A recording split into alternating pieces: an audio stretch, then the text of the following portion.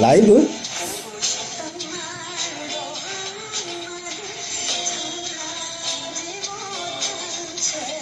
우리 수봉이 누나 반갑습니다.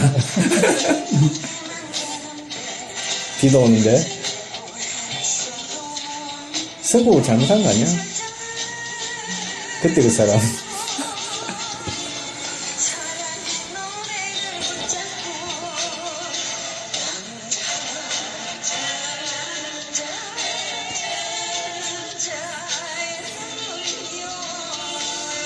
심수봉의 미워요 라이브 방송을 들으면서 비가 오고 있습니다. 138회 부동산 경매 초보가 고수되기 특별한 게스트를 모시고 시작하겠습니다. 반갑습니다. 반갑습니다. 반갑습니다. 네. 대구에서 오셨죠? 예. 예. 간단하게 선생님 소개를 좀 해주시죠. 뭐 소개할 만큼 많지는 않습니다만 대구에서 올라온 촌사람 구본석입니다. 네, 반갑습니다. 우리 이 선생님. 예, 안녕하세요. 이태섭입니다. 네. 우리가 이 방송을 안 올리다 보니까 카페에 게시글이 올라와 있어요. 둘이 싸운 거 아니냐. 이 듣는 청취자들이 좀 이렇게 열정적인 청취자도 있는 것 같은데 우리 시간을 내서 예, 최대한 재능 기부 측면에서 좀 더 많이 좀 시간을 내주도록 합시다. 예. 예, 준비도 하고. 제가 요즘 예. 변호사 시험 강의를 이제 진행을 하는데 채점을 아니라 190을 사례형을 거의 채점을 하다 보니 그 객관식 아니죠. 예. 그래서 한 190 채점을 하면 예. 한 10시간 정도 걸려요. 채점을 할 때. 다 읽어봐야 되잖아. 선언 답안을. 개발 세발. 기렁이가 꿈을 대는 네, 그런 걸 읽다 보니까 요새 이제 그것 때문에 이제 시간이 너무 빡빡해서 예. 오늘도 지금 백부가 기다리고 있어요. 그래서 어쨌든 하여튼 업무가 최대한 시간을 내는 걸로. 우리 노중현 씨는 참석하기로 했는데 늦었어. 그래서 안 기다리고 바로 진행하는 걸로. 중간에 오면은 뭐 알아서 중간에 참석하는 걸로 하고. 오늘 주제는 뭐냐면요. 우리 대구에서 오신 특별한 게스트 구 선생님께서 카페 닉네임으로 얘기할까요? 뭐 편하대로 하셔도 됩니다. 뭐 비밀할 것도 없고 비밀하면 됩니다. 예, 예. 닉네임이 어떻게 되세요? 바람길잡이입니다. 바람길잡이. 바람길잡이. 낭만적이다. 문학적인데요. 그거는 제가 잘 모르겠는데 너무 이래 스템에 꽉 짜인 생활을 하다 보니까 바람이 자유롭게 간다는 의미에서 그렇게 한번 살아봤으면 하는 그런 의미에서 이렇게 했습니다. 광야를 달리는 말처럼. 뭐 원래 그래 못 산 사람이 그런 식으로 뭐 이름 붙여보죠. 광야를 달리는 말은 마구간에서 안 자잖아. 그냥 광야에서 자잖아. 그게 광야를 달리는 말이 원래 이제 소설가 김훈이 김훈의 아버지도 소설가예요. 그래? 근데 이제 아버지가 집에 잘 안 들어오는 거야. 그래서 이제 그 어린 시절에 김훈이 이제 아버지가 들어왔을 때 그렇게 물어봤대요. 왜 안 들었냐고. 왜 아버지는 집을 안 들어오냐. 그랬더니 아버지가 하시는 말씀이 광야를 달리는 말은 마을관에서 자지 않아. 예물도 안 먹고. 나도 요즘 집에 잘 안 들어갑니다. 김훈의 소설 중에서 그 카레 노래 제일 첫 문장이 그거잖아. 그게 이제 정유재란을 앞두고 있는 그 시기야. 시대적 배경이. 임진왜란 있고 이제 재침의 이제 명량해전을 앞두고 있는 그 시기구나. 예, 예. 정유재란은 있었고 명량해전을 앞두고 있는 그 시기였네. 이순신이 이제 풀려나가지고 이제 울돌목에서 이제 맞이하려고 하는 그 시점에 시대적 배경인데 버려진 섬마다 꽃이 피었다. 그게 첫 문장이거든. 근데 이제 버려진 섬마다 꽃이 피었다. 근데 이제 그 사람들이 다 도망가 버리고 일본군들 피해가지고 섬이 다 비어 있었어요. 근데 그 버려진 썸마다 꽃이 피었다는데 그 꽃은 피었다로 할 건지 꽃이 피었다로 할 건지 첫 문장을 그거 가지고 한 일주일 고민했다 그래. 결국은 버려진 썸마다 꽃이 피었다. 그 명문장도 많이 나와. 자, 어쨌든 우리 오늘 그 바람길잡이님께서 제시해 주신 대구 서구 비산동 369-4번지 2017 타경 3397 이 사건에 대한 얘기를 한번 해보고자 합니다. 왜냐하면 우리 바람길잡이님이 도대체 이 사건이 입찰을 들어가려다가 말하는 것 같아요. 그죠? 제가 잠시 말씀드리면은 예. 제가 이 물건을 좀 늦게 발견했습니다. 아, 예. 그리고 뭐 3차까지는 제 눈에 안 띄었고 3차 이제 시작할 때 거의 입찰 기일이 거의 얼마 안 남았을 때 제 눈에 보여가지고 그래가지고 이게 조사를 해봐야 되는데 제가 조사할 수 있는 실력도 별로 안 되고 그 다음 해본다고 하는 차에 입찰 기일은 시작되어 버렸고 그 조사도 그렇게 못 해보고 뭐 누군가의 손에 날아가 버리는 어떤 그런 상황인데 그 이태섭 선생님 그 강의 방송을 이렇게 듣다 보면은 이 등기부 등본을 보면 그 사람의 살아온 길이 이렇게 보인다 그러는데 저도 이제 보일런가 싶어 아무리 봐도 별로 안 보이더라고요. 근데 어차피 공부는 처음에 이제 조사는 시작을 하려고 초입 단계에 들어갔으니까 저도 한번 뭐 알아나 보자 싶어가지고 제가 대구에서 그 정비 공부를 한 1년 가까이 됐는데 시라소니처럼 혼자 일을 공부를 하다 보니까 맥히니까 별 크게 방법이 없습니다. 방법이 없어가지고 또 부랴부랴 또 뭐 서울 다른 일도까지 이렇게 올라왔습니다. 그런 배경입니다. 그럼 이 얘기를 하기 전에 우리 바람길잡이님이 그 해왔던 그 경매 뭐 입찰 도전기라든가 뭐 이런 거 간단하게 한번 들어보고 참 짧게 끝낼 수 있는데요. 짧게요. 열대여 번 했습니다만 그 한 번도 된 적이 없고 그 조금 전에 뭐 말씀 잠시 드렸습니다만 그게 시라소니처럼 혼자 공부를 하다 보니까 뭐 그런 문제도 있지 않을까 싶은 생각이 들고 그 다음에 제가 간이 적은지 욕심 많은지 모르겠습니다. 금액 적으면 거의 끝 부분에서 제 이름이 제 금액이 나왔지 않았을까. 왜 그러면 추정 컨테 제가 빨리 돈을 내주더라고요. 뭐 그러니까 그런 회사는 먼저 내주긴 하는데. 그러니까 제가 어떤 그 보고 그 부동산에 대한 어떤 그 내 스스로의 감정하는 걸 되게 짜게 받는 건지 안 그러면은 뭐 제가 그게 볼 줄 몰라서 그런 건지 감이 없는 건지 하여튼 그 제가 원인을 잘 모르겠어요 사실은. 그리고 한 10번 했었는데 한 번도 된 적이 없고 빨리 불려가지고 이름만 빨리 불려가지고 돈 받아 나왔다 끝입니다. 여기는 간단합니다. 한전은 1년 가까이 됐습니다. 그러면 주로 특수물건이나 뭐 이런 물건에 하셨나요? 아니면은 뭐 좀 예, 제가 평범한 물건에 하셨나요?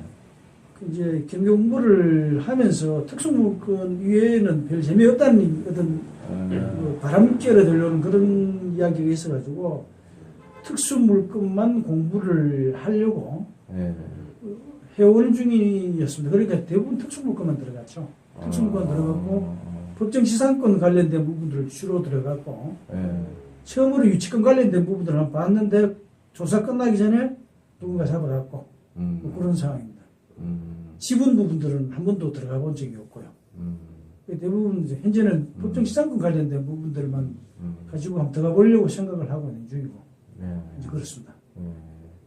금액을 너무 이렇게 이렇게 보수적으로 낮게 이렇게 보수적 최저가 근처에서 이렇게 다 들어가는 건가요?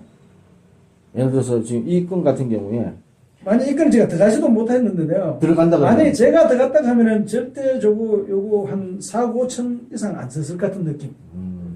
제 생각이요. 조사가 만약에 이게 유치권이 안 된다는 확신이 섰더라도 5억은 안 넘겼을 가능성이 되게 높다. 제 생각입니다. 이게. 그런데 이거 시세 조사는 한번 해보셨어요? 시세조사 하기 전에 그런 조사하기 이 유치권이 왜 어떻게 되는 가 싶어가지고 마을건가 신전인지 모르겠습니다만 여기에 확인을 해가지고 유치권에 대한 거를 질문만 던져보니까 되게 불친절하더라고요 이분들이.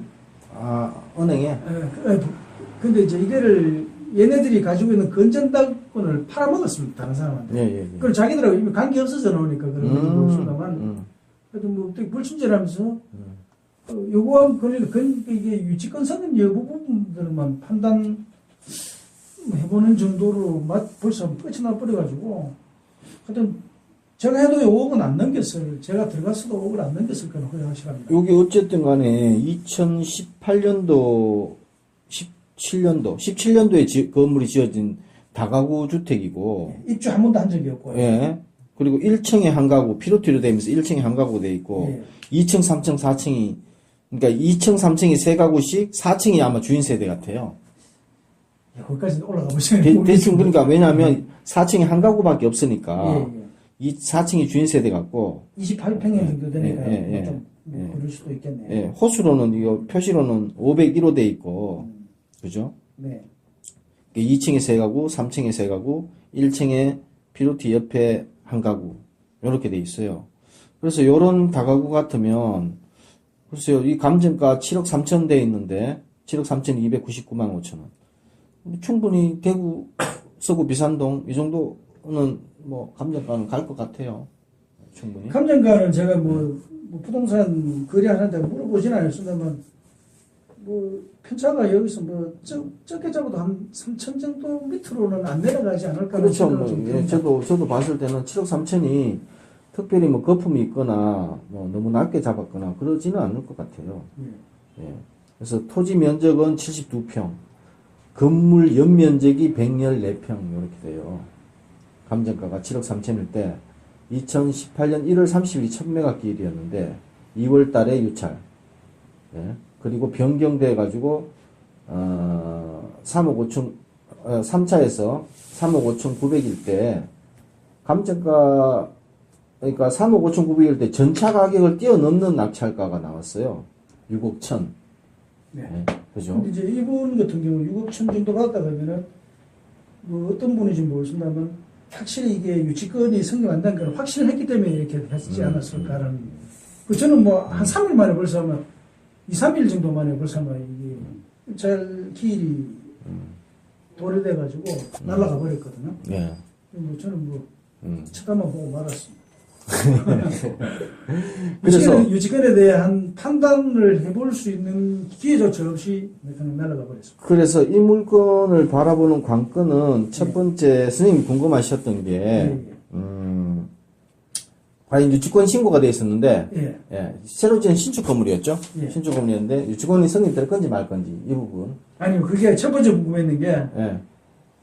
이 등기부 등본을 보면서 이게 제 눈에는 되게 복잡습니다. 다른 분뭐 실력자들은 안 복잡한지 모르겠어요. 그러니까 이게 어떤 식으로 진행됐을까에 대한 어떤 스토리, 히스토리라 그래야 되겠습니까? 예. 그게 되게 궁금하더라고요. 예. 그래갖고는 우리 이태수 선생님이 이 부분을 한번 이거는 대충 이럴 것이다 하는 소설을 한번 써주시면은 예. 단지 추측이잖아요. 예. 써주면 확실치는 않은데. 예.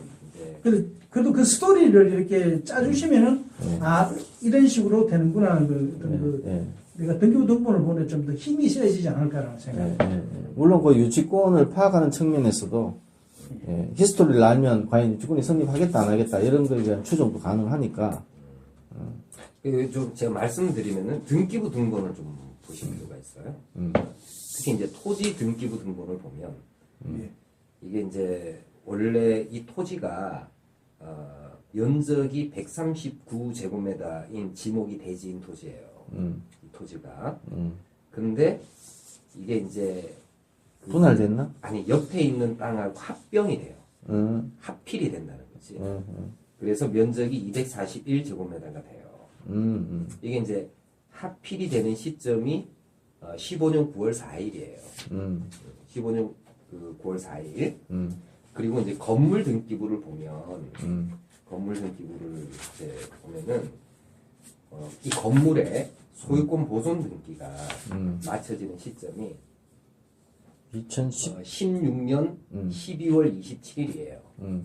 그럼 이제 어떤 거를 우리가 이제 추측해 볼 수가 있냐면은 139제곱미터의 대지를 가지고 지상에다 건물을 지으면 건물의 규모가 안 나온다는 거지. 그렇지. 그러니까 옆에 있는 토지를 사서 그렇지. 그래서 합병을 하고 그래서 덩치를 키우고 그 그래서- 위에다가 건물을 지었다는 거예요. 오케이. 근데 이제 이게 소유자가 이제 토지 소유자를 잘 보셔야 되는데 이 최초 토지 소유자는 이제 이 저 등기부 토지 등기부를 이제 보면 이게 이제 최초 소유자가 이제 심재영 씨였는데 이분이 이제 그 15년 7월 10일 날그 박호욱 씨에게 이제 소유권을 이전을 해요. 매매를 이유로. 근데 이 박호욱 씨가 합병에 등기를 합니다. 그러니까 이제 이분이 건물을 짓는 건축주인 거예요. 오케이. 이분이 이제 건물을 짓는 건축주인 것으로 보입니다. 물론 이제 그 이후에 이 손미화라는 사람에게 이제 소유권이 다시 이전이 되는데 아마 이것은 건축 중에 건물을 양도를 한 것 같아요. 건축 중에 그리고 그 다음에 이제 다시 잠시만 이게 건축 중에 맞습니다. 건축 중에 이제 양도가 된 그렇겠네. 것 같고 그리고 이제 다시 양효진이라는 사람에게 이제 소유권이 이전이 돼요. 그죠? 이것도 건축 중에 거의 건물이 준공되기 직전에 이제 양도가 된 것 같아요. 그리고 이제 건물 등기부를 보면 그러면 이제 그 양효진이라는 사람이 건물에 관한 소유권 보존 등기를 해요. 이게 16년 12월 27일인 거예요. 그러니까 이제 원래 건축주는 박호욱이라는 사람이었는데 합병해가지고 이제 위에 이제 건물 지으려고 땅을 산 거야. 그래가지고 이제 건물을 짓다가 이제 이 저 손미아라는 사람에게 건축 중에 이제 양도를 하고 건축주 변경을 아마 했을 거예요. 선생님께서 소설 쓰라 그랬잖아. 손미아하고 박호욱이는 어떤 사이일까? 연인 관계일까? 이거는 이제 연인 관계는 아닌 게 박호욱 씨가 87년생이에요. 근데 손미아 씨는 64년생이야. 연상도 있잖아. 연인이라고 하기는 좀 멀어. 그래 좀 어쨌거나 이 박호욱 씨는 아마 이 사업을 하는 사람일 것 같아요. 이 사업을 하는 전문적으로. 사람. 전문적으로. 그게 실제로 맞는 게 확인해 봤더니 이 박호욱 씨하고 여기 뭐죠 금행주택 건설하고는 좀 특수한 관계인 것 같아요. 여기 어디 그런 게 나와 있었는 것 같아요. 제가 듣기로는 이제 예. 소아신협에 전화를 해보니까 예, 유치권 배제 신청을 소아신협에서 했는 적이 있더라고요. 예, 예. 그래서 전화를 해보니까 뭐 근거가 뭐 어떤 근거로 이거 배제 신청했느냐고 여쭤보니까 그 담당하시는 분이 금행건설의 직원으로 금행건설 대표가 박호욱이라는 분의 부친이고 그 다음에 실제로는 박호욱이가 대표인데 아버지 이름으로 해놨을 거 아닐까요? 그렇죠. 그까지 제가 그렇죠. 모르죠. 제가 그런 소리를 하려면 안 되니까. 그런 가능성이 많아요. 예. 금영건설의 직원으로 박우기가 등재되어가 있다. 그렇기 때문에 선생님 생각해보면 그 유치권 가짜 아니겠습니까? 한테 그 교도소는 그 가짜인지 아닌지에 대한 제 머릿속은 계산이 안 되더라고요. 그래가지고는 그러고 못 말았죠. 그럴 가능성이 많겠죠. 왜냐하면 자기가 집을 지어가지고 이렇게 다른 사람들 물론 넘겨주긴 하고 있지만 자기가 처음에 건물을 짓다가 그걸 뭐 돈을 못 받아서 뭐 공사 대금 못 받았다 이게 아니고 실제로는 뒤에 가면 나오지만 매매 대금으로 보여집니다. 그죠? 자, 어쨌거나 이제 박호욱이라는 사람은 이제 그런 사업을 하는 사람인 것으로 보이고, 그리고 이제 중간에 이제 손미아라는 사람을 끼워 넣었을 수도 있어요. 왜냐하면 이제 손미아에게 토지 소유권이 이전이 된 게 15년 11월 10일이고, 다시 이제 뭡니까 양효진이라는 사람에게 소유권 이전이 된 게 16년 11월 3일이에요. 그러니까 이제 한 1년 있다가 이제 다시 넘어간 거란 말이죠. 근데 어쨌거나 하여튼 내 생각에는 건물을 짓는 건물을 이미 이제 완공이 됐는데 사용 승인이 떨어지지 않은 상태에서 양효진이라는 사람한테 판 거예요. 그리고 이제 양효진은 이제 그걸 이제 사서 그래서 소유권 보존 등기까지 마치고 자기 명의로 이제 등기를 다 했어요. 그러니까 이제 구조는 이렇게 돼 있습니다.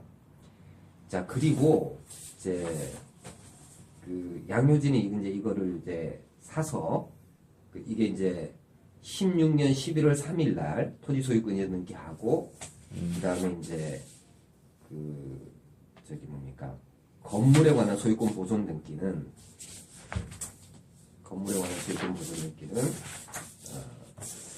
16년 이제 12월 27일 날 보존 등기를 해요.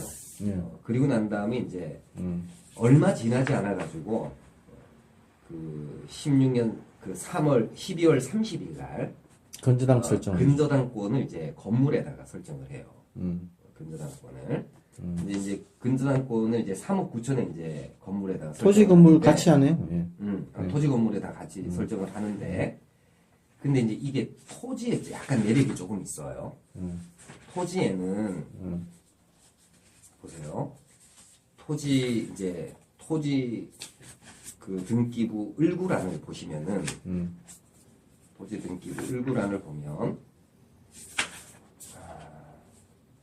이게 1순위 근저당권이 이 소화신협협동조합 소화신협에서 설정이 돼요. 이게 이제 15년 7월 10일 날 설정이 됩니다.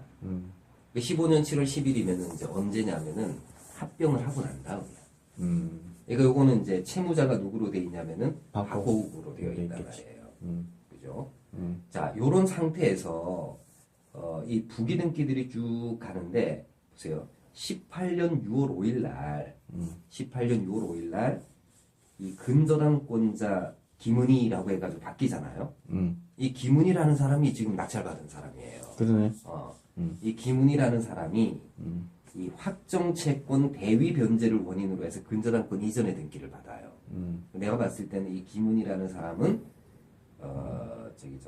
박호욱이라는 사람하고 관계 있는 사람이에요. 관계가 있는 사람. 그러니까 대위 변제를 통해 가지고 저당권을 이전을 받은 거예요. 대위 변제를 통해서. 그렇기 때문에 유치권에 대해서도 그렇지. 그 내부 사정을 충분히 알 수 있는 여자. 아는 사람이죠. 근데 이제 이런 게 이제 여기서 이제 MPL 작업이 들어간 것 같아요. 그리고 이 김은혜라는 사람이 건물에 있는 그 저당권 이것도 인수를 합니다. 건물 저당권도 인수를 해요. 그래서 그 금액을 합하면 건물 저당권의 채권 최고액이 3억 9천이고 소아신협의 채권 최고액이 2억 8천 얼마예요. 이거 합치면은 그 지원손해 그 경매 비용하고 다 플러스하면은 6억 천이야. 그래서 이 6억 천에 낙찰을 받은 거예요. 그래서 이제 구조가 이제 이런 구조로 되어져 있는 거죠. 그러니까 이미 이거는 그 MPL 작업을 이제 들어간 것이기 때문에 김은희라는 사람이 그 박호욱 쪽의 사람으로 보이는데 근데 이분이 이제 그 저기 경매를 통해서 그러니까 매매 대금은 매매 대금으로 아마 받았을 것 같고 박호욱이 이 저기 양효진으로부터 그죠? 그 다음에 이제 그 뭐 저당 채권이라든지 거기에 다른 지연 손해금 이거를 이제 확보를 하려고 이렇게 입찰에 방어 입찰 들어간 것 같아요. 6억 1천만 원을 딱 설정을 해놓고 2억 8천하고 3억 9천하고 다 합치면 전체 얼마 되나? 그러면 6억 2억 9천 정도 잡으면 되고 8,800 얼마니까.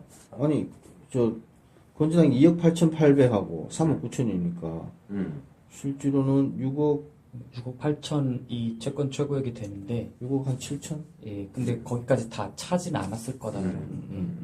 어차피 연체 이자가 포함되다 보니까 뭐 인사도 없이 들어왔어? 중간에 들어왔어? 아, 노진영 씨 소개합니다. 중간에 들어왔어요. 네. 아니 그게 왜 그러냐면은 이 사람이 방어 입찰로 설정해 놓은 게 6억 천이라는 거예요. 그러니까 그거 이상으로 낙찰이 되면 그러면은 더 많이 받아가는 거고. 지금 땡큐고. 오케이. 그거 밑으로는 내가 낙찰을 받을래. 라는 취지로 들어간 것이라는 거죠. 그렇게 보면 되겠네요. 그래서 어쨌든 이 낙찰자 김은희는 내부 사정을 알고 있는 저당권자고, 그죠? 그래서 유치권에 대해서 유치권이 성립할지 안 할지 이 여자는 일단 알고 있고, 그리고 여기 보면 이 유치권자가 가압류가 있어요. 같은 금액, 유치권 금액하고 똑같은 금액이에요. 3억천. 그죠? 예. 이거 배당표 보면은 어떻게 될까요? 이 배당표, 가압류, 건재당, 뭐 이거는 실제로는 돈 못 받겠는데, 그렇죠. 그죠? 네. 예, 배당은 못 받겠죠? 예. 어디가 말이면 가압류권자. 가압류권자 배당을 못 받죠. 왜냐면 건재당권이 다 차버렸으니까. 그렇게 되겠네요. 그죠? 근데 이제, 유치권은 일단 배제 신청은 들어갔는데, 유치권이 성립 안 할 거라고 하는 그런 확신 같은 게 있었을 가능성이 많다고. 그러니까 이제 우선은 이제 우리가 그 추론을 해볼 수 있는 것이 이게 이제 그 매매 잔금이 지급되지 않은 그런 것으로 추론을 해볼 수가 있을 거예요. 그러니까 박호욱 내지는 이 거성이라는 이제 이 주택 회사가 건설 회사가 분양을 했는데 분양 대금을 다 안 준 거지. 그걸 가지고 유치권 신고를 하고 그 다음에 가압류도 걸고 요렇게 이제 한 것으로 보인단 말이에요. 그러니까 이렇게 추론하는 게 이제 합리적인 추론인 거예요. 그래서 이 소유권 등기, 이전 등기 청구권, 그 말소 청구권이 진행이 됐네. 그죠? 그래서 여기 보시면, 우리 구독션에 잘 설명이 되어 있네요. 뭐렇게 나와 있죠? 여기 소유권 이전 등기 말소 청구권이 하나 들어와 있고요. 박호욱, 손미화가 전 소유자 2명이. 그리고 뒤에 얼구에 보시면, 건재당 설정 등기 말소 청구권. 요거까지 같이 들어와 있어요. 그래서 요 두 건은, 각 사건 요약해가지고, 구독션에서 이렇게 해놨어요. 경매 개시 후 소유자에 대한 소유권 이전 등기 말소 청구 가처분 및 신청 건재당 말소 청구 가처분 등기 있는데, 자, 신청 건재당 말소 소송은 본안에서 취하되었고, 우선 취하해버렸어요. 그러니까, 건재당 말소 등기를 청구하다가 자기네들이 질 것 같으니까, 이 건재당권이 그냥 살아있는 건재당권을 본 거죠. 유효한 건재당권을 본 거니까 취하해버렸고, 소유권 이전 등기 말소 청구권은 이게 매매 대금을 덜 받고 소유권을 넘겨주는 것 같아. 예. 그래서, 이제, 뭐라고 돼 있어요? 대구 서부지원 18가합 51502 사건에서 매매 대금을 지급하는 것으로 종결했다. 그러니까 잔금을 덜 줬으니까 잔금을 줘라라고 판결하면서 종결했는 것 같다. 조라라고 판결한 게 아니고 이거는 내 생각에는 그 조정이 성립했던 그렇게 됐을 거예요. 조정이 성립해서 잔금 안 준 게 있으니까 이 잔금 주는 것으로 해서 끝내자. 요렇게 이제 된 것으로 보입니다. 궁금한 게 김은희가 이 박호욱하고 서로 이해관계이면 왜 이런 취하 소송, 왜 이런 말소 소송을 했을지 좀 궁금하거든요. 이게 가처분을 할 때 본안 소송을 제기 안 하고 가처분을 하게 되면은 가처분 자체를 안 받아줘요. 본안 소송을 같이 제기하면서 가처분을 해야지. 그래야지 보존의 필요성을 인정을 해가지고 가처분 집행을 해준단 말이에요. 그래서 아마 본안 소송은 그대로 그냥 쭉 흘러간 거야. 절차대로 그냥 흘러간 거고. 그 이제 여기서는 이게 이제 만약에 이 김은희라는 사람하고 그 다음에 박호욱, 그 다음에 거성건설 여기하고 서로 이렇게 내통하고 아주 밀접한 관련이 있는 사람이었다라고 한다면 그러면은 이 사람들이 작전을 조금 잘못 세운 게 있어요. 어떤 거냐면은 유치권 신고를 애당초 취하를 해버렸어야 돼. 그래야지 높은 가격에 낙찰이 될 수 있죠. 그러면 이제 지원손해금을 자기가 최대한 받아갈 수가 있는 거단 말이지. 저는 김은희가 이제 그 신협에서, 그러니까 저희 그 가족 중에 이제 신협 지점장으로 있는 분이 계셔서 이제 저한테나 뭐 이렇게 몇 번 물어보고 이제 김 대표님이 물어보고 하셨는데, 이제 아는 사람이요? 아니, 그러니까 아는 사람이 아니고, 그 신협에서 보통 대출 내보낼 때 토지 같은 걸 대출로 많이 해요. 저희 이제 가족 중에 있는 분들 토지나 공장 이런 걸 많이 하는데 뭐 유치권 이제 뭐 배제 막 이제 온갖 서류를 다 받잖아요. 뭐 나중에 이런 거 행사하지 않겠다라든지 뭐 이런 걸 다 받고 사는데 이 김은희가 그거를 있다는 걸 알고 그렇지. 갖고 그래. 온 게 아닌가 저는 그 생각을 처음에 했었거든요. 근데 그럴 내 수도 통자라고 있죠. 하니까 좀 뭐 약간 두 가지 시나리오가 나올 수 있지 않을까 이런 생각이 좀 있어요. 그러니까 이제 적어도 이제 확정 채권 이제 소아신협에서의 그 채권을 대위 변제를 하면서 넘겨받았단 말이에요. 근데 대위 변제가 지나가는 사람이 대위 변제할 수는 없어요. 지나가는 사람이 대위 변제할 수는 없으니까 뭐 변제할 이익이 있거나 뭐 이렇게 아니면 채권자 승낙을 얻거나 만약에 이제 아무런 이해관계가 없는 그런 사람이면 채무자 의사에 반해서 그 대위 변제를 할 수가 없단 말이에요. 그 변제할 이익이 있거나 채무자가 동의를 해주거나 이렇게 됐어야 된단 말이지.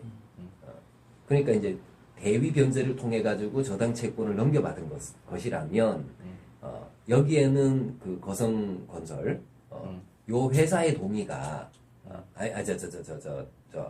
채무자 박호욱의 동의가 있다는 거예요. 동의를 받고 이렇게 넘겨받은 거예요. 얘들 회사가 거성이야?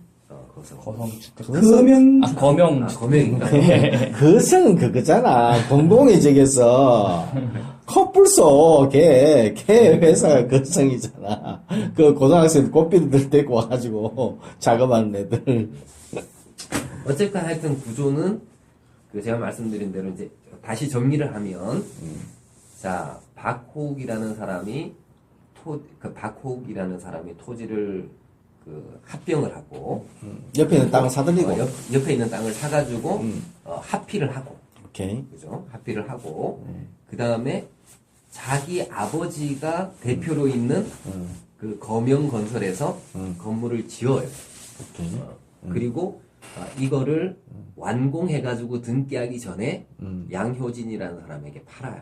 중간에 손미한테 넘어갔다. 뭐 중간에 손미한테 넘어가기는 했으나 건물 자체는 이제 그 양효진이라는 사람 마지막에 소유권 보전 등기를 했으니까. 그러니까 거기다 이렇게 판 거예요. 그 중간에 이제 돈을, 대출을 받아. 그렇지. 이 박호욱이라는 사람이 토지 담보로 해서 대출을 받고, 그 다음에 이제 이거를 넘기면서 양효진은 이제 건물에다가 저당권을 설정을 하고, 이제 그 대출을 받는데, 이 저당권자가 누구냐면은 은행은 아니에요. 개인이었죠. 개인이에요, 개인. 요렇게 해서 이제 그 만들어져 있는 상태인데, 근데 아마도 이제 이 박호욱이라는 사람이 매매 대금을 제대로 다 완납을 못 받은 것 같아요. 그러니까 매매 대금을 다 못 받아서 그래서 이 양효진이라는 사람하고 분쟁을 겪다가 그러다가 그렇다면 이 분양 계약하고 다 해제를 하겠다 이렇게 주장을 하면서 그 저기 유치권 신고도 하고, 등기를 말소해라. 그 다음에 유치권 신고도 하고, 내 받을 거 있어. 가압류도 하고. 그러면서 이제 그 이후에 이제 설정이 되어졌었던 근저당권 등기도 그래도 말소 대상이야 라고 해서 어디 팔아먹지 마. 이렇게 처분금지 가처분도 하고. 이렇게 다 했단 말이에요. 이제 그러다가 이제 경매를 집어넣은 거예요. 누가 경매를 집어넣었냐면은 이제 그 양효진에게 저당권을 설정해 주었었던 그 사람 배모시기가 이제 그 경매를 넣었어요.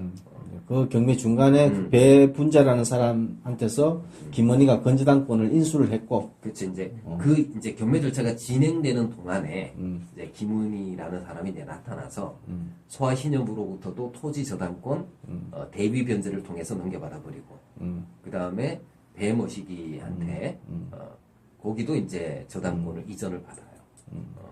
그리고 이제 그 자기가 경매에 참여를 해서 자기의 채권 최고액 정도, 그러니까 자기가 별도로 돈이 더 안 들어가도 되는 정도에서 이제 그 매각 대금을 써서 낙찰을 받은 그럼 이게 그 구독전 여기에 나오는 거는 이 날짜가 그 양도된 날짜가 안 나오고 그냥 15년 그렇지. 7월에 예, 그게 있어서 제가 헷갈렸는데 등기부 등본을 봐야 돼. 보니까 김원희 이 사람은 MPL 투자자인 그렇죠. 거거든요. MPL 그래서 투자자. 그래서 이제 영업해가지고 신협에서는 수익계약으로 갖고 올 수 있거든요. 네. 그래서 아마 채권 최고액까지 지가 받을 수 있는 금액을 써서 아니 채권 최고가 아니라 이제 지가 받을 수 있는 금액까지 써서 네. 그 이상 되면은 뭐 땡큐고 그다음 나머지는 그냥 상계 처리하는 방식으로 아마 그렇지, 가지 그렇지. 않았을까 싶거든요.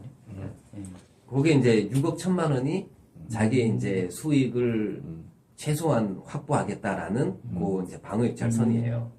근데 이제 그거 이상을 누가 이제 입찰 참여를 안 했으니까 이제 그렇게 된 거고 이게 이제 만약에 이제 그것 이상으로 낙찰이 돼가지고 수익을 좀 더 내겠다라고 마음을 먹었으면은 그 박욱하고 이렇게 잘 협의를 해가지고 유치권 신고를 없애버렸었어야 돼요.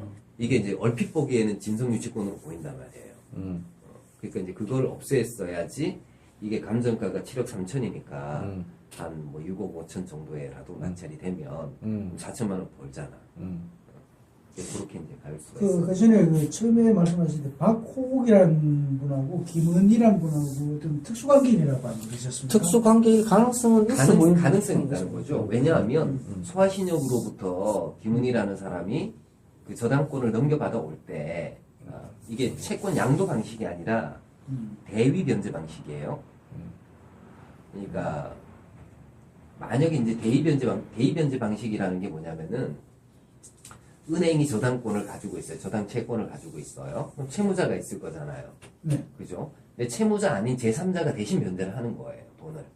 네. 돈을 다 갚으면 저당 채권도 없어지고 저당권도 없어지니까 이 저당권 등기를 말소를 해야 되는데 이 말소를 안 하고 이거를 저당권을 대신 변제해 준 사람에게 넘겨줍니다. 네. 이거를 대위 변제라고 얘기해요. 그러니까 채무자의 동의가 있어야 되는데 그렇죠. 이거를 하려면은 채무자의 동의가 있거나 그럴 때는 아니면 채무자의 동의가 있어야지 그렇죠. 대위 변제가 네, 가능하다. 네.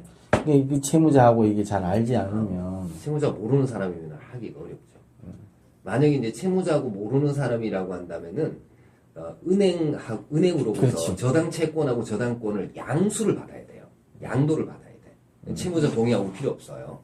이게 양도를 받아야 되는데 이거는 지금 이게 언제적 사건? 18년도에 넘겨받은 건데, 그죠? 18년도에 넘겨받은 건데 그때 되면은 이게 그 법의 규제가 됐기 때문에 개인이 양수를 받을 수가 없어요. 근데 그거 아르마놈으로 그냥 한다더라. 아르마님도. 뭐 그냥 뭐 그걸 그 대부법 규정 대부법 그 명문화된 규정을 달리 해석을 하고 그거 실제로 금지하는 법이 아니다라고 이렇게 주장을 하면서 그냥 이렇게 넘겨봤더라고.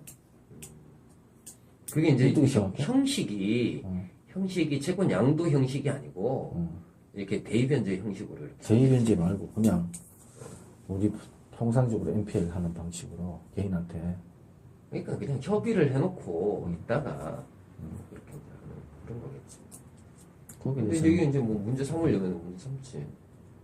누가 문제 삼으면 충분히 문제는 되겠지.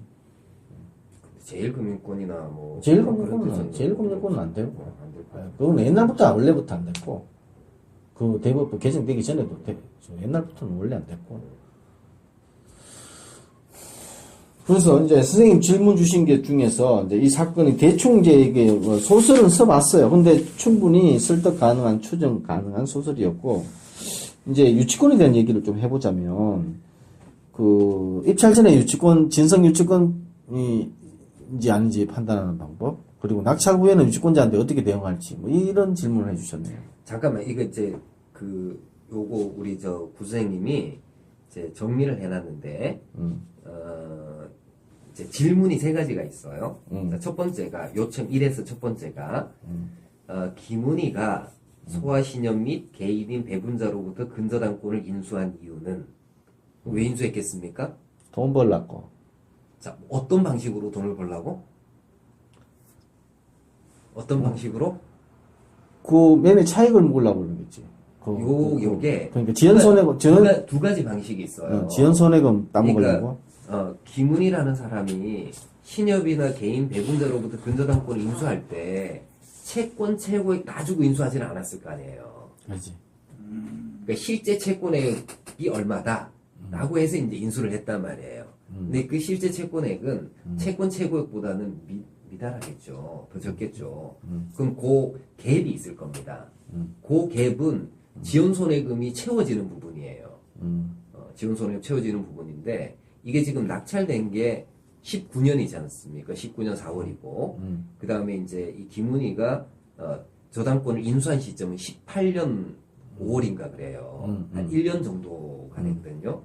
1년치의 지원손해금이 한 20%만 돼도 상당 수익이 날 수가 있죠. 그러니까 그게 첫 번째. 그게 이제 수익의 목적이고 그 다음에 이제 자기가 설정해 놓은 방어 입찰 선 그곳에 미달해 가지고 그 지원 손해금을 자기가 확보를 못해 라고 하면 뭘 내가 취득하겠다. 이 부동산 자체를 취득하겠다. 그래서 이 부동산의 시세 차익을 얻겠다. 요게 이제 이 김은희라는 사람의 이제 목표예요. 되게 좀 민감한 문제고 어마어마한 좀 이게 반발이 있을 수 있긴 한데 제가 이제 현업에서 NPL 대부업체를 운영하면서 이 투자를 하고 있잖아요. 그래서 말씀드렸으니까 이게 근데 이게 좀 되게 몇 천만 원이 실제로 오갈 수 있는 제 발언이라 괜찮아요. 까버려. 이게 지금 2억 2,860만 원이 사실 신협은 130% 잡거든요. 채권 최고를 130%를 설정하는데 그러면 2억 2,200만 원이 실제 채권액이고 여기 3억 9천 같은 경우도 130% 잡았다 하면 그럼 3억이네. 3억이거든요. 그럼 두 개 합치면은 5억 2,200이 실제 채권액인데 오케이. 지금 이게 아까 말씀하셨듯이 20% 정도라고 그 연체 이자를 이제 신청을 하게 이제 배당 기일에 맞춰서 법원에 제출하면 아까 말했듯이 6억 천 정도 자기가 계산하는 게 나오게 돼요. 근데 중요한 거는 이제 그 연체 가산금리 제한이 올해 19년도 초에 정부에서 발표를 했거든요. 그래서 그게 소급 적용인 게 가장 중요한데 플러스 약정금리 플러스 3%밖에 못하게 돼 있기 때문에 이 신협이든 배분자든 약정할 때 17%로 약정하지 않은 이상 20%는 못 받아요. 그러니까 한마디로 신협에서 한 6%, 5%로 빌렸다. 그러면은 8%밖에 못 받는 거죠, 연 이율이. 그렇기 때문에 이게 20%까지 받을 수 있다고 계산하는 거는 되게 착각일 수 있다. 엄청 큰 착각. 원래 근데 지금 이게 되게 민감한 게 지금 법원에다가 그렇게 제출하면은 배당해줘요. 법원분들도 사실 신경을 크게 안 쓰고 계시거든요. 근데 바뀐 법을 바뀐 법을 적용을 안 해요. 아직까지. 그래서 실제 암암리에 다 이렇게 하고 있는데 사실 이거를 이제 그냥 누군가 후순위 가압류권자나 채권자가 이렇게 배당이 신청한다. 배당이 신청을 해서 태클 걸어버리면 이미 제가 금감원 답변 받아놓은 것도 있기 때문에 거기서는 뭐라 말하냐면 소급 적용이다 때문에 배당 이렇게 하면 안 된다. 다시 수정해라 해갖고 될 수 있거든요. 그래서 이 김 씨는 좀 이게 누군가 듣고 뭔가 이렇게 된다면 그러게 상당히 힘들어질 수가 있거든요. 이 사업하는데 소급 적용되는 게 저는 어차피 지키기 때문에 우리 기울이 없지만 전에 한번 전화가 왔었는데 누가 전화 왔었냐면 모 지방법원에 근무하는 경매계에 근무하는 사람, 경매계인가 말든 그쪽에 근무하는 사람이라고 전화가 온 적이 있어. 그러니까 배당표를 직접 관여를 하는 사람인지 아닌지는 모르겠지만 이 방송을 듣고 이제 이게 좀 민감한 문제라는 우리 노준영 씨 말이 확 다가오네. 그지? 이렇게 근데 이제 연체 이자율을 제한하는 게 대부업이라든지 아니면은 금융 관련한 사업을 하는 사람들에 대한 얘기일 거예요. 그 개인 같은 경우에는 배분자는 개인이잖아요. 이건 지원손해금 약정을 별도로 할 수가 있기 때문에 여기는 상관이 없을 거다. 대부업법을 하는 사업자한테만 규제할 수 있고 그치, 사업자한테. 개인끼리 약정은 규제할 수 없다? 대부업이라기보다는 그냥 금융권. 그러니까 대부업은 3금융에 속해 있잖아요. 그러니까 1금융, 2금융, 3금융. 금융권 전체는 그렇게 할 수밖에 없는 건데 이제 방금 말씀하신 것처럼 배분자 같은 경우는 좀 다를 수 있겠죠. 내 생각에 이 배분자는 130%가 아니라 150% 설정했을 수도 있어. 150% 설정하고 그 지원 손해금, 지원 손해금을 또 어마어마하게 이렇게 약정했을 수도 있어요. 근데 어쨌거나 하여튼 이제 그게 지금 이제 이저 근저당권을 인수한 이유예요. 이 김은희 씨가 이제 첫 번째 그렇게 보시면 되고, 두 번째는 이제 박혹 손미아가 양효진에게 소유권을 이전한 후에 소유권 무효 가처분을 신청한 이유가 뭐냐? 이거는 돈을 못 받아서 그래요. 공사대금을 못 써. 공사대금이 아니라 매매대금. 매매대금을 못 받은 받은 것으로 추측이 됩니다. 그래서 이제 소유권 니한테 내 돈 덜 받고 니한테 소유권 등기 넘겨줬는데 돈 내놔라. 그러니까 돈 못 준다. 그럼 이제 소유권 이전 등기 말소 청구한다. 뭐 그렇게 된 거다. 그렇죠. 그리고 이제 근저당권 등기 말소 청구 가처분 신청을 한 이유도 똑같아요. 요게 이제 요청에 대한 답이고요. 요청 두 번째가 뭐죠? 유치권에 관련한 질문인데, 우리 구선생님은 이제 입찰 전에 진성 유치권을 파악하는 방법, 그리고 낙찰이 됐는데, 이제 이 유치권자한테 대응하는 방법, 뭐 이런 것들을 질문해 주셨네요. 그죠? 근데, 통상적으로 유치권이 성립하는지 안 하는지 여부는 점유를 누가 하고 있느냐. 점유 개시가 언제부터 있었느냐. 이게 주로 가장 큰 관건이고, 그 외에 실제 공사가 있었는지 없었는지 여부를 확인하려면 부동산 내부로 들어가야 되잖아요. 그죠? 네. 점유자는 밖에서도 확인이 가능한데, 점유를 하고 시작 개시했느냐 안 했느냐에 대한 부분들을 이제 제가 이제 한 번도 이거를 조사해 본 적이 없는 입장에서 우선 탁상에서의 걱정거리가 건물이 뭐 크다고 이야기 좀 큰 건물이다. 어느 한 구석에 사무실 내놓고 있는데 그걸 촬영을 다 해야 되는지 뭐 본인들은 점유하고 있었다고 이야기를 어디 가면 지하 3층 뒷골방 하나 뭐 이런 식으로 이야기를 할 수도 있고 그 다음에 그거를 증명을 해야 되지 않습니까? 점유를 안 하고 있다는 참 안 하고 있다는 게 그걸 하려고 그러면은 뭐 카메라를 대놓고 뭐 촬영을 다 해야 돼. 제 개인적으로 한 번도 안 해봤는데 제 머릿속에 그럼 이걸 뭐 어떻게 해야 되는지 그럼 주변에 뭐 사람들한테 물어봐가지고 그 사람들이 나중에 돼갖고 아 내가 몰랐다고 진술을 바꿀 수도 있는 거고. 예, 실전에서는 실전에서는 입찰자가 유치권이 성립하지 않는다라고 하는 완벽한 증거를 찾기는 힘들어요, 사실은. 나는 그때 그게 완벽한 증거를 찾았지. 근데 예를 들어서 다세대, 빌라 뭐 이런 데는 초인종 눌러가지고 누구십니까라고 했는데 난 누구다. 뭐 그래서 말 몇 마디 주고받고 그걸 녹음했다. 그리고 실제 공사한 요렇게 보니까 그 유치권자들 점유는 없고 이게 언제 살았어요? 이거 살은 지 벌써 한 3년 됐어요. 3년 어떻게 살았어요? 혼자 3년 살았어요. 같이 사는 사람 없어요? 같이 사는 사람 없어요. 이래 됐다 그러면 그거는 뭐 유치권이 아예 성립 안 완벽한 증거가 되겠죠. 예. 근데 우리 통상 이제 이런 큰 건물들은 이제 이것도 보니까 이 다가구 주택 보니까 사진 보니까 이 스프레이 빨간색 스프레이로 뭐 유치권자 점유종 그래가지고 막 휘황하게 나왔더만요. 그죠? 근데 이런 거는 이제 이게 4층 건물이었죠. 4층 건물인데 들어간 입구부터 시그널로 문을 잠궈놓고 하니까 그 자체로도 유치권을 인정을 해야 되는 건이지. 근데 이제 이렇게는 봐줄 수는 있죠. 보통 통상적으로 신축 건물들이 있죠. 신축 건물들이 그 건설회사에서 유치권을 신고했다. 그러면 대부분은 유치권이 거의 성립할 가능성이 많다라고 보여집니다. 근데 그런 물건들은 저는 안 들어가요. 신축 건물들 유치권 신고된 거는. 왜냐면 그럴 가능성이 많으니까. 근데 이 건은 유치권이 성립하지 않을 가능성이 많은 게 박옥이라는 사람이 건물을 건설해가지고 그 금형주택 건설이라면서요. 네. 자기 아버지가 대표로 있는. 그래서 이걸 분양을 다른 사람한테 그 건축 중에 다른 사람한테 팔았다. 이거는 유치권 인정해 주기가 좀 힘들죠. 그래서 그 내부 자료를 아는 이 건전한권 그 채권을 넘겨받는 김원이라는 사람이 이제 낙찰을 들어간 거니까.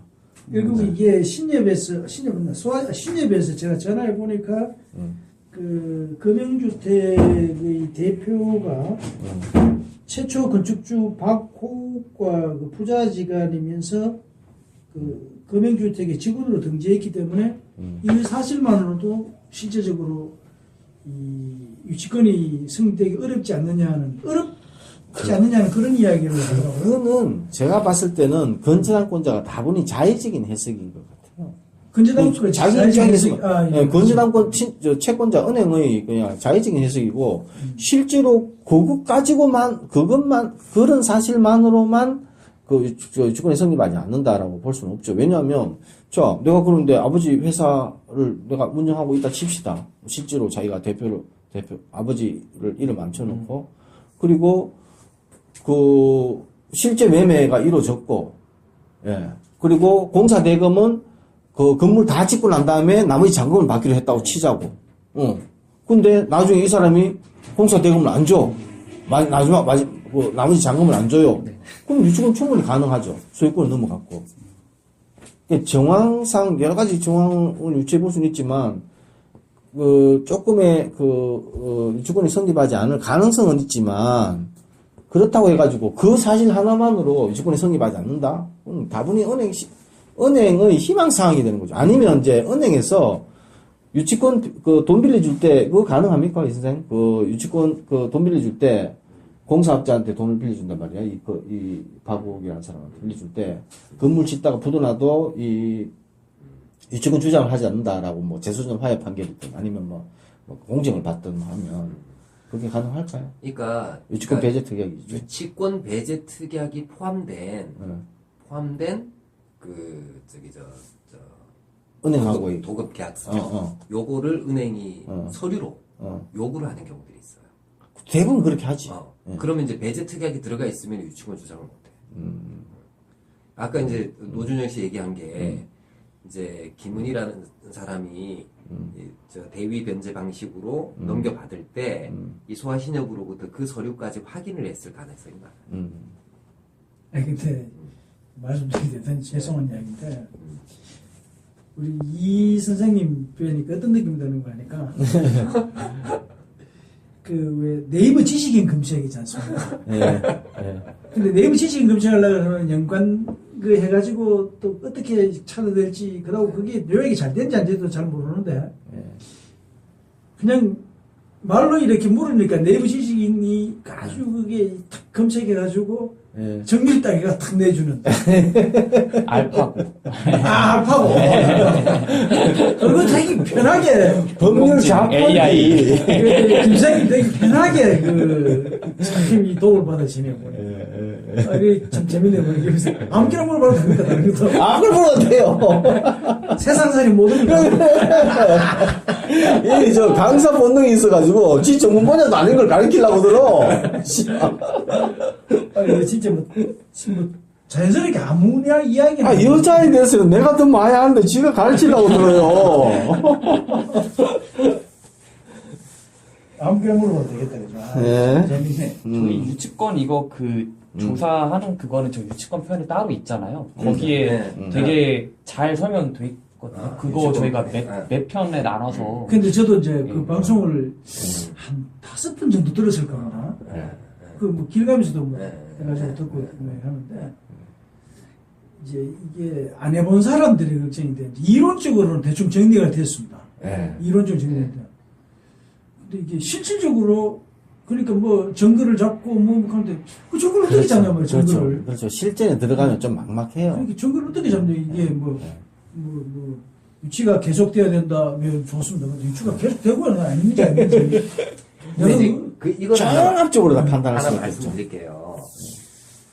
우선은 유치권 신고가 되어져 있고 저쪽에서 유치권이 진정한 유치권이다라고 주장을 하게 되면 그러면 법원이 인도명령 내려주기는 부담스러워요.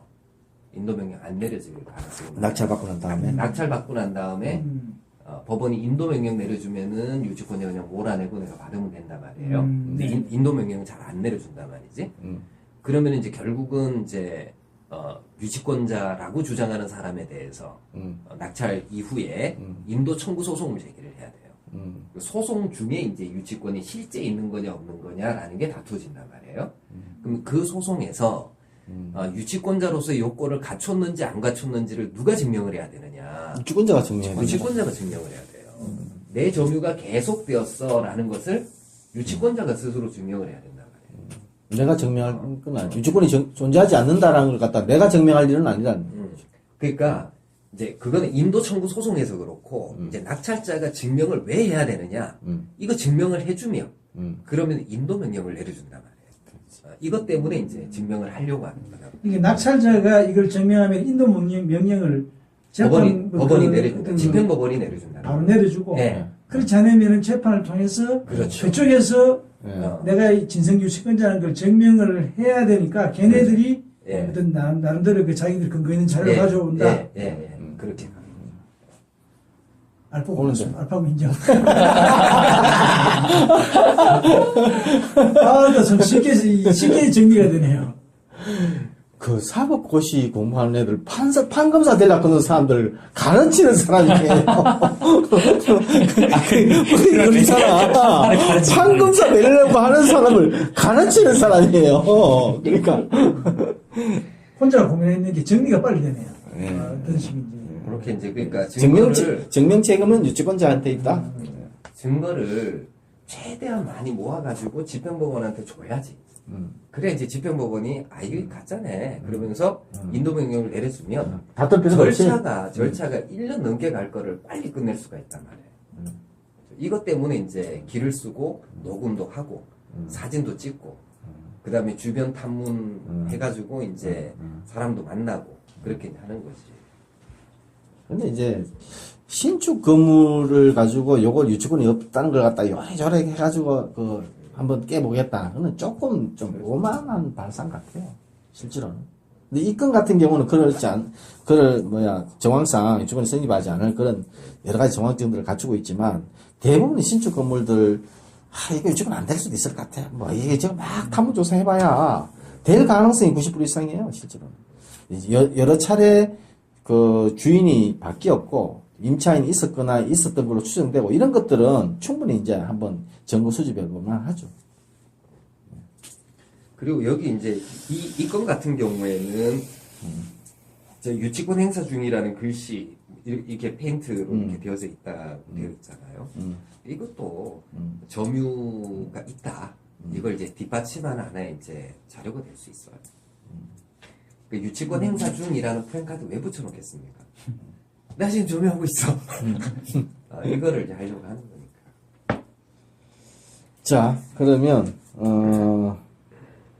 넘어갈까요? 예, 뭐 다른 거는 이제 제가 이해가 대부분 좀 됐는 것 같은데 제일 마지막에 요청했는 게 하나가 전자소송? 예, 전자소송 이거를 예.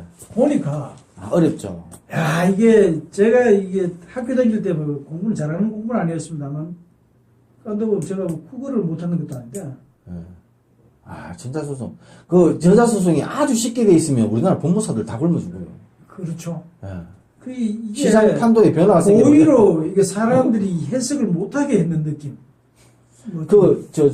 소송에서 제일 중요한 게 속가사 한정이잖아.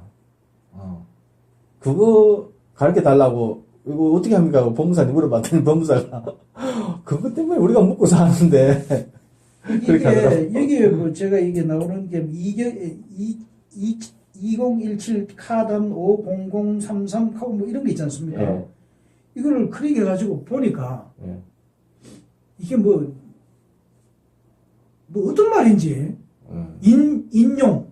인용하면 받아들인 거예요. 받아들였다는 이야기인데 원고의 청구를 받아들인 거죠. 예. 그럼 그걸 쉽게 그냥 뭐 원고 성 해버리든지 뭐 되게 쉽게 쓸 수 있는 말이 있는데 그런 사건 내용도 뭐 되게 이렇게 왜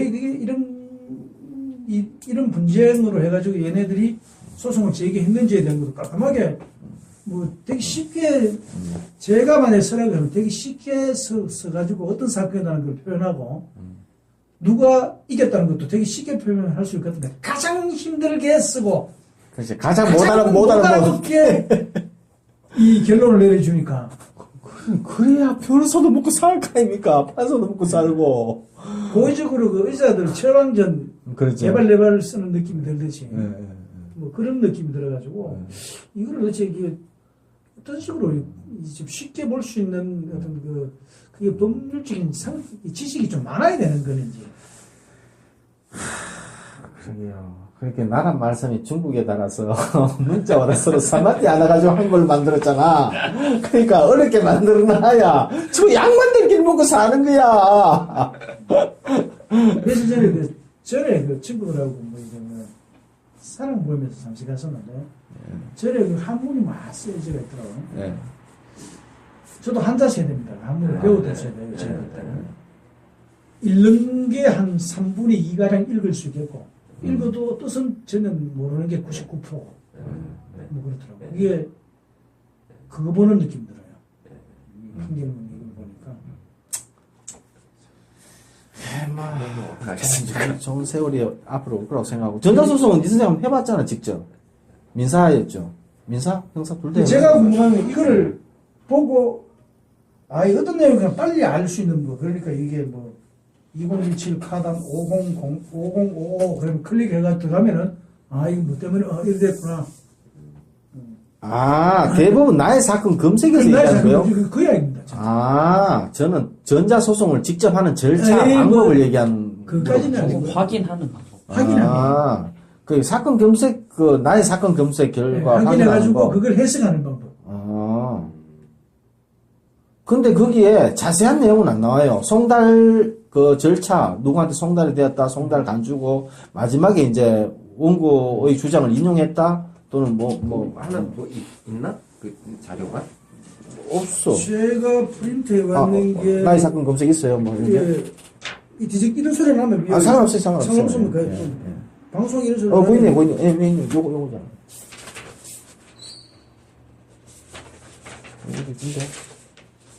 잠시만요. 아니네. 잠시만요. 여기 있습니다. 여기 있습니다. 이게 이제 우선은 이제 사건명을 먼저 봐야 돼요.